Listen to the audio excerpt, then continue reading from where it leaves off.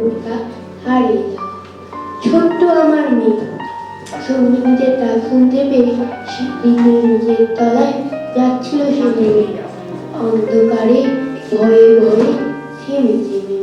হাতে ছিল প্রদীপ খানি, আঁচল দিয়ে আড়াল করে চলছিল সাবধানে।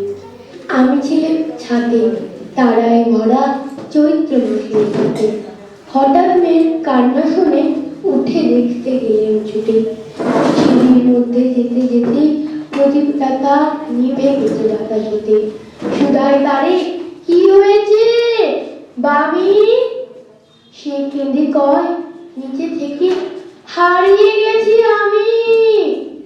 তারাই ভরা চৈত্র মাসের রাতে ফিরে গিয়ে যেতে মনে হলো আকাশ পানে চেয়ে আমার বামের মতোই যেন অমনি কেউ এক মেয়ে। নীলাম্বরের আঁচলখানি ঘিরে দীপশিখাটি বাঁচিয়ে একা চলছে ধীরে ধীরে। নিভৃত যদি আলো যদি হঠাৎ যেত থামি, আকাশ ভরে উঠিত কেঁদে, হারিয়ে গেছি আমি। নমস্কার।